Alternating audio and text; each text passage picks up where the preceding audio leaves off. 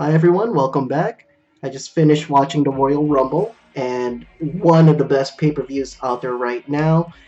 The Royal Rumble is a 30-man over-the-top rope competition that WWE holds once a year. It pretty much kicks off their road to WrestleMania, and WrestleMania is their Super Bowl, their Super Bowl season. And I'm gonna tell you right off the bat, this pay per view definitely makes up for the other Royal Rumbles of the past 2 years. It was very exciting from the singles matches all the way down to the Rumble itself. It definitely wasn't boring. So we're gonna go ahead and get started with the first match, which was for the Intercontinental Championship with Dean Ambrose and Kevin Owens, which is a last man standing match. And that match itself, pretty right off the bat, gave the whole pace of the show. It was very action packed. Kevin Owens and Dean Ambrose was pulling out a lot of tables. The candlesticks definitely made a lot of play. The chairs, man. Kevin Owens looks like he was about to bury Dean Ambrose real quick with those chairs. And there was a huge spot in the night. They kept pulling out tables. Like there was tables crashing everywhere left and right. And the best thing about that match was when Kevin Owens stacked two tables together, ECW style, because I haven't seen that in such a long time. I was cheering in my chair, going, Kevo, stack the tables, and then it felt like he heard him, like yes, and he went through his own tables that he stacked up through that good spot. That pretty much stole the show a little bit for me in the beginning, and it just started. The show just started. Kevin Owens definitely did the spot of the night with two tables, him going through two tables, because you to even set that up, you'd be afraid the table slits off. It might hit the audience member. You might land wrong. They're taking risks all the time. So that was definitely the spot of the night, and that was the first match. And I was telling the people I was watching it with that they're wreaking havoc throughout the entire ringside, the ring itself already, and the pay-per-view just got started. So that definitely set up the first pace. So right off the bat, good pay-per-view so far. Dean Ambrose eventually wins because it's a last man standing match. The rules of the last standing match is essentially you have to beat up your opponent enough that they can't get up by the count of 10. And Dean Ambrose ends up winning that match because Kevin Owens went through two tables. I'm going, they're not trying to build him like some kind of Superman. He is a great bad guy, and he's definitely one of the best wrestlers or best heels that they have right now on their roster with everybody being injured, especially my favorite heel, Seth Rollins. Can't wait for him to get back. So if you're watching this, if you somehow get a glimpse of this, I'm praying for your speedy recovery and a safe one. Moving on to the second match, it was for the Tag Team Championship. It was with the New Day and the Usos. Pretty classic match. The Usos and the New Day always bring it. There was a lot of calamity going on, a lot of back and forth. There was definitely a lot of high flying.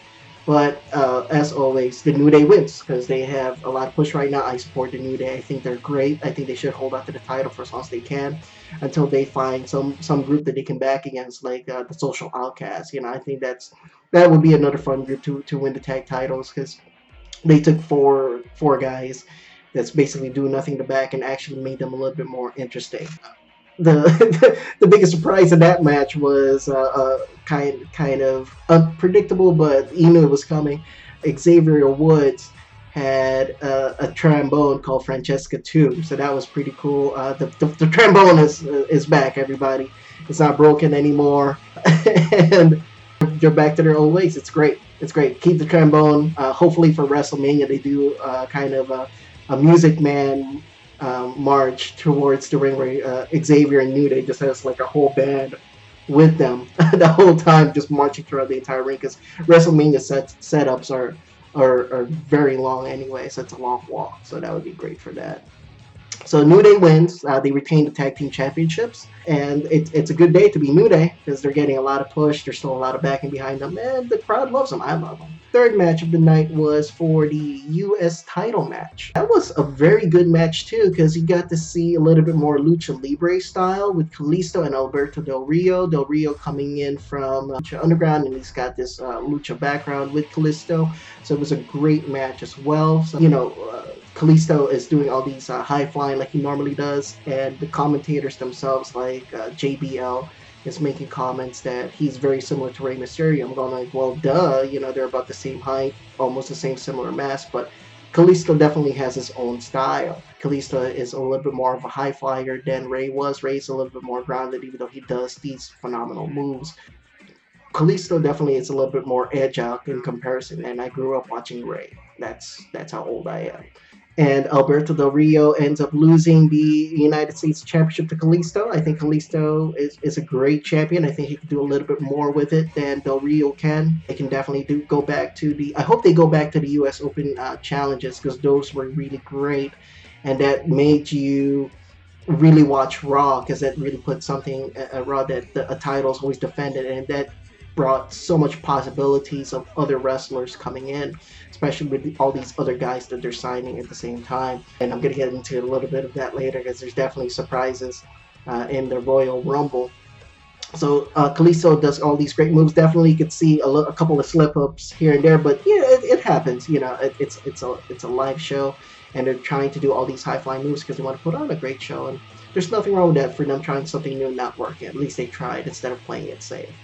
So Kalisto is going to be a great champion. Hopefully they do start again with the U.S. Open challenges. That would be great, especially for Mondays, to put in a little bit more people. And they that could also help introduce the NXT guys, kind of like what John Cena did. John Cena really made the U.S. title prestigious, and that says a lot about the guy. You know, that helps push the younger talent, because they need it. They've had a lot of people in the injury list that's just. You know, it seems that there's always a kind of trend with injury lists, because they're on the road all the time. They're wrestling 300 plus days out of the year, barely getting a day off. It's a hard kind of lifestyle. And they definitely do need the talent, and the U.S. title will help with that, or any title, you know, as long as they get a push. Okay, so Kalisto wins. Let's see here. The fourth match of the night was for the Divas title, Charlotte and Becky Lynch. And that was a great match. Now, this is something that I always look forward to since watching NXT, is because Charlotte and Becky both came from NXT, and they've proven that they can do the great matches. It's just that give them enough time. I'm pretty tired of Raw being back to the old business as usual, where they don't get enough time to shine, where it's like a 2 or 3 minute match, when you know these women can wrestle, and they don't give them enough time to spotlight. So putting them in the spot right before the main event is great to me. I think that's a good way to do it. Becky had a lot of backing from the crowd. I wanted Becky to win, and Charlotte, she's pulling the heel really well. She's doing a great job as the bad guy. Ric Flair too. Ric Flair did a great job of distracting Becky. There was definitely one part of the match that was really awkward, where in order to distract Becky Lynch, Ric Flair grabs Becky and just lays a kiss on her for a couple of seconds. I was just like, whoa.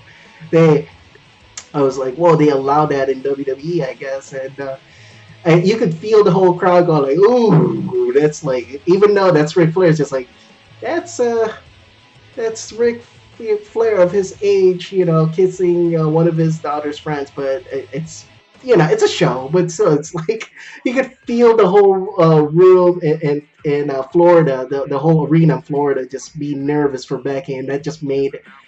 Yeah, if that was on purpose to put a lot more backing on Becky Lynch for Rick to kiss Becky, that definitely worked. A lot more push was placed on Becky, and that did a great job. But yeah, both of them can definitely wrestle. They should have more matches like this. It doesn't have to be every Monday night. You don't have to overexpose them, but they could still have these great matches. And Becky Lynch and Charlotte are one of the 4 horsewomen. I was kind of sad that they didn't show up in 2K16. I would have definitely picked up WWE 2K16 if it had the 4 horsewomen. I mean, they had very prominent NXT characters in this game, but no 4 horsewomen. I'm not gonna get. I'm gonna wait for 2K17 to come out, and hopefully that shows up. So Charlotte retains the title for this one through some calamity with Ric Flair. Ric Flair does the old dirty trick in the book where he distracts her by throwing the blazer over her head, causing Charlotte to win by a 1, 2, 3. That was it. That was the end of that. And I was thinking to myself during that time that what this Divas title match needs right now, even though Becky lost, Sasha Banks.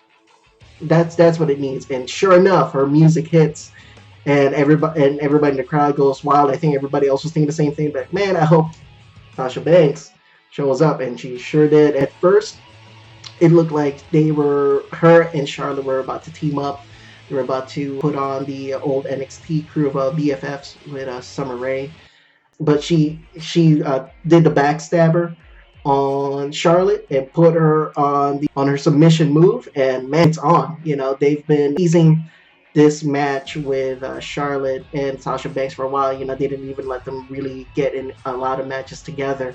And Sasha's very popular right now. Charlotte's very popular. All of the Four Horsewomen are very popular, and it's only going to get better when Bayley gets called up to the main roster. And I think they're going to really put women's wrestling into the top line where it should be, where it belongs. It's getting some steam right now, but it's not as prominent as it is in NXT, and that's one of the main issues.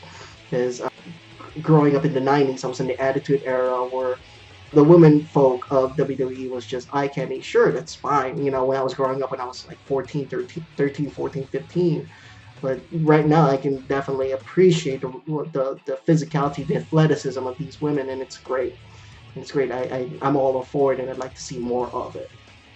So that match is coming up, hopefully in Fastlane. If not in Fastlane, maybe a triple threat with Becky and Charlotte and Sasha in Fastlane, and then it comes to a main event match at WrestleMania, whoever wins. But I'm hoping Sasha Banks is at WrestleMania at least. And she doesn't need Team Bad to be in there. Beautiful and Dangerous. They're good on their own. They don't need these staples. That's the thing too, to introduce these characters into WWE main roster. They put the Four Horsewomen in factions. I'm going like they don't need that. They're good on their own. They don't need the factions, but I guess the WWE felt they needed a crutch and getting rid of it, so that's good. And so I'm excited for that. That's gonna be good, the long run story wise, match wise, because we've seen Charlotte and Sasha before in NXT. Now they can bring it to the main audience of Raw and SmackDown and other pay-per-views, because not everybody has WWE Network. Not everybody does that, subscribes to that. And now at least they can do a little bit of rehashing, reinvention of those matches and just keep bringing it up to the next level. So yeah, pretty good pay-per-view so far. Now we're going to talk about the cream of the crop, the main event itself, the Royal Rumble. I've always felt that this is, if you didn't know much about wrestling, this is the good pay-per-view to introduce everybody to, because it's very easy to understand. It's a 30-man over-the-top rope. If your feet touches the ground, you're eliminated. And it's the first Royal Rumble where the WWE Undisputed World Heavyweight Championship is actually on the line. You have your current champion, Roman Reigns, entering as number one. And then he has to defend against 29 other people. He has to either outlast or put them over the top rope. This match is one of my favorites because there's always surprise entrance. And with WWE, you have these set characters, always good versus evil, and you rarely see other people wrestle everybody. And this is the one time where everybody gets to be in the same ring, and these kind of mix-up matches for a few minutes happen. The biggest surprise I was really hoping for was AJ Styles, and he showed up, and he was like right off the bat, WWE gave him to us. He was entrant number 3, and the whole crowd was just like, I knew as soon as I heard the different music come in, that was AJ Styles, and that was phenomenal. No pun intended. It's been rumored for a while that he signed on after New Japan Pro Wrestling, but if everybody was speculating, if he doesn't show up at Royal Rumble, he'll definitely show up on Monday Night Raw, and he showed up for the Royal Rumble. The crowd loved him. I loved him. You can tell from my voice, I was screaming while I was at home watching. He lasted there for a long while. He did the best he can. No Styles Clash. He didn't get to hit it, but he definitely got to hit the Pele kick, so that was cool. It's interesting to see all these TNA guys transition to WWE because there's really nowhere else to go at this point. Either WWE or you go to NJPW, New Japan Pro. And he lasted for a long time. The way he got eliminated, I think, was fair for Kevin Owens to eliminate him. because Kevin Owens already has that kind of heat behind him. Well, let's just put a little bit more heat on him. I don't, and he's definitely one of the top heels that they have. Again, I have much respect for Kevin Owens. It couldn't have been another guy to eliminate him, because can you imagine if it was like Roman Reigns who eliminates AJ Styles, and Roman just built up the crowd behind him finally, and you don't need that kind of switch of people turning on Roman Reigns. So that was great for them to eliminate him such a way, and it was a great introduction, because to have that much, because the way WWE signs people, they normally go to NXT now. They're developmental, so that way they get into the way WWE wrestles, so that way they prevent a lot more injuries, so that way they know how to work with you, how to make you a little bit better for their version of TV. And there's a lot of faith put into AJ Styles by his debut. He goes right off to their second biggest pay-per-view of all time, which is the Royal Rumble, and at number 3, and they make him stay there for a long time. So it shows me that WWE definitely has a lot of trust in AJ Styles by signing him. And to be honest, he doesn't need it. He doesn't need NXT, because even then, Finn Balor's right there. Then everybody's just going to NXT, and what's the point of developmental if developmental is better than the main roster? And it is right now. So they definitely need more more athletes in their main roster, like AJ Styles. That's what they need, especially with everyone in the injured list. So they did great by signing AJ Styles. Even back in TNA, that's the reason I watched AJ Styles, and this was back in 2005. And when the X Division was with Christopher Daniels and Samoa Joe, I'm going. You know what WWE doesn't have that TNA does is AJ Styles, Samoa Joe, and Christopher Daniels, and the X Division in itself. And for them to finally arrive at WWE, it's only gonna do great thing for the WWE brand altogether. And I was really happy to see AJ Styles there. He is the phenomenal one. I've always been a fan since the first TNA, and it's just great. I've been a fan of TNA because of AJ Styles, and then they brought in Sting, and I'm just like, I'm a big Sting fan too. So I stayed for a while, and then it just went downhill from there. They just tried to do everything after Hogan took over, but that's a different story. Anywho, so AJ Styles was great. Not a lot of legends. Actually, there was no legend that went into. There was no legend that went into the Royal Rumble this year, which was fine, because they do that every year. They already had the Dudleys do the kickoff show, so I think that's enough of a legend. And I definitely would have preferred the Dudley Boys being in the Royal Rumble over Mark Henry, Jack Swagger, but Jack Swagger, Mark Henry is cannon fodder anyway. There's always the main guys that's going to stay in the Royal Rumble, but there's people like Jack Swagger and Mark Henry. You know it's not going to win. It's just like, you're just there for a few minutes. You're there to hold up space until the main guy's here to make the other guys look strong. So that's fine. Bubba Ray Dudley already had his moment last year when he was the surprise entrant. So that's, to me, it's fine. Another surprise entrant was from NXT, and that was Sami Zayn, and I was very happy because it's his time. He definitely had a push last year with the Open Challenge, but he got injured with a rotator cuff injury. And it's nice that they were finally picking up the pace where the story left off with him and Kevin Owens, because they did have a pretty heated rivalry, and they're going to have great matches in the future. You know, I think once Sami Zayn gets that title again, he might lose or he might not get it, but he doesn't really need to be the NXT title anymore. I think he should be great in the main roster already, because again, they do need the guys. So that was a great setup. It was good for WWE this year that they paced so much better their Royal Rumble this year than they did the previous years, because the previous years was just a complete setup. Like, you knew John Cena was going to win to face off The Rock. You knew Batista was going to win to face off Randy Orton.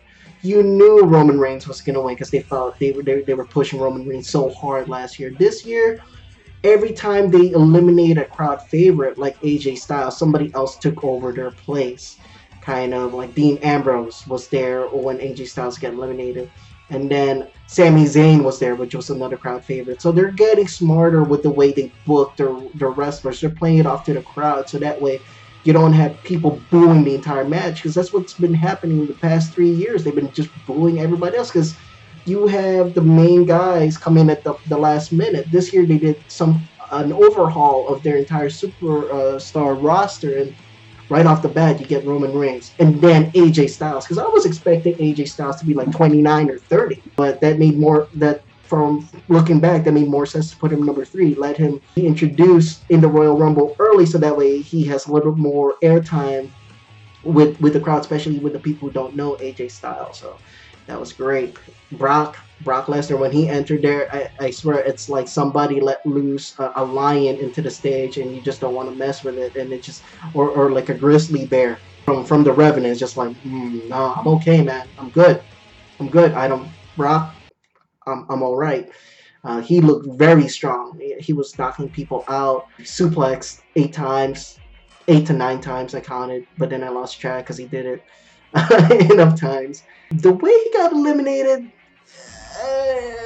it's just because he got eliminated by, after he eliminated the Wyatts, he got eliminated by the rest of the Wyatt family coming back in, and then they beat him down for Bray to be knocked out over the top rope. And I felt like if you're gonna bring Brock Lesnar, let Brock Lesnar be a monster. I wanted Brock Lesnar to be at least in the Final Four, if that was the case. Because like, what's the point of paying Brock if you're gonna show him being beat up? Let him be a monster. Yes, I understand. He's been a monster since he debuted it, and it shows that the Wyatt family united is pretty strong. But at the same time, it's crowd wanted to see Brock last at least the Final Four, especially with entrant number 30, Triple H, coming in. And I already speculated he was going to come in at some point, because the way he wasn't showing up for a while, to let it sink in, let it simmer a little bit that he was gone, and then he actually went out of retirement to be in the Royal Rumble. But I'm going like, Triple H doesn't need the belt. And Roman Reigns came back because, here's one thing that happened. During the very start of a match in the Royal Rumble, like somewhere in the beginning part, the League of Nations comes out, which is Del Rio, Rusev, and Sheamus. Funny, no King Barrett. I'm like, he's part of the King, and he's part of the League of Nations, and he doesn't show up. That's just really weird that it's always those main 3 that do the bidding, and King Barrett is just like chilling in the back. So they beat up Roman Reigns, and they pull him out the stretcher, the whole 9 yards. He's beat up, and this is the part where I'm thinking it's not really one versus all when you take the main guy that you're pushing to the back. And I guess that makes sense resource-wise. You don't really want him there for the entire 30-40 minute length of the match. But let's see Roman Reigns, once he got pulled to the back, he's getting massaged somewhere, just sitting, having a fresca, something silly like that, until he has to come out again. And so Triple H, going back to the story, so Triple H comes out, number 30. He's eliminating people. Roman Reigns is there. There's a standoff between Roman Reigns and Triple H. It's about to go down. So the way this is setting up, it's looking like Roman is definitely going to win the Royal Rumble again, back-to-back, 2 times. 2 times! This for 2016. And it looked that way because it was down to the Final 4, where it was Dean Ambrose, Sheamus, Triple H, and Roman Reigns. Y2J stayed there for a little bit, for about 29 minutes. He eventually got eliminated. They're hitting each other back and forth. Sheamus Dean Ambrose gets a hold of Sheamus. He puts him over the top rope, and then boom, Superman punch. There goes Sheamus. So while Roman Superman punched Sheamus, in comes Triple H out of nowhere and just eliminates him, and he does the whole DX suck it thing, and that was so unexpected because you thought Roman was going to be toe to toe with Triple H, but no, we didn't get that. That was a great surprise, because that's when the whole crowd became unglued, because it would have been so predictable for Roman to win. It would have been, it's fine if that's the direction they want him to be in. I like Roman Reigns. I think he would be a great guy to pick up the torch where John Cena left off. I think he'd be a great role model for the kids. He's a family-oriented guy. I think he spreads positivity towards the younger crowd, and I would have been fine with him taking the torch over from John Cena. That would have been fine because he earned it. He was the most improved wrestler in my opinion for 2015 because he was down to 4 moves 2013 2014. I mean, how many times can you really Superman punch everybody? But he at least attempted to improve, and it shows. And the championship that he won is well deserved. So when he got eliminated, it's a whole new ball game, guys. Because now you have Dean Ambrose and you have Triple H toe to toe to each other. So now the crowd is behind Dean Ambrose. So was I. I wanted Dean Ambrose to be the last. I mean, he's gonna be the last one because if Dean Ambrose won, the Shield circle would have been complete, where every member of the Shield would have won the WWE World Heavyweight Championship legitimately in their record books. I know it's scripted, but it's story wise. I thought it would have been great that each member of the Shield would have been former champions or champion at one point in WWE. So it was going down. They were going back and forth, and we're fighting it by the rope, and then eventually Triple H got Dean Ambrose. Triple H became the 14th time WWE World Heavyweight Champion. So as of tonight, Triple H is your new WWE World Heavyweight Champion, and this is an exciting time because I can see the setup between him and Roman at Fastlane to get that match out the way, so that way they can clear it out for whoever Triple H wants to fight at WrestleMania. Because I heard there's a rumor where it's going to be The Rock and Triple H as the main draw for WrestleMania in Dallas this year. AJ Styles being introduced, it's going to make Raw so much exciting tomorrow because he brings so much to the table, and there's so much possibilities of who he can fight. These great matches. I mean, can you imagine AJ Styles and Sami Zayn, AJ Styles and Kevin Owens, and the list goes on. AJ Styles and Finn Balor, both Bullet Club members, with leaders of the Bullet Club going head to head. I'd like to see that. Sasha Banks finally in the Divas picture, and hopefully when Sasha Banks wins, changes the Divas title into the Women's Championship one more time, because that thing looks like a toy, and just the word diva sounds terrible. I prefer Women's Championship, put a little bit more legitimacy into that title, and it's looking good. 2016 is definitely going off to a good start, and we're not even going over the rest of the guys that they hired, like Shinsuke Nakamura, King of Strong Style. I can't wait for him to get in there. The rest of the Bullet Club faction being part, so I can't wait for the Bullet Club guys to get in there as well. Make a Balor Club, or if they want to do Bullet Club, that's fine. 2016 is definitely off to a good start, and if I had to rate this pay-per-view, the Royal Rumble, S+. Definitely S+. It's the best. I don't think it's gonna get topped by any main roster pay-per-views for this year, but I would definitely give it an S+. I like the ending; it was great because it sets up so much more possibilities, and it ended on a note that's not predictable, because now it draws you for Monday Night Raw. Now you want to see what happens, especially with these additions of people. Is Sami Zayn gonna be in the main roster fully? He's gonna trade off like Kevin Owens did between NXT. AJ Styles, again, I can't wait. Well, who is he gonna fight? He's gonna have a rivalry with, and Sasha Banks, man. Sasha Banks, I'm a big fan. Great wrestling. You could definitely see a lot of passion and a lot of hard work got pushed for her to be this great this early in her career. So I can't wait for what's gonna happen. So that's my review of the Royal Rumble pay-per-view. I'll see you guys soon. Please like and subscribe.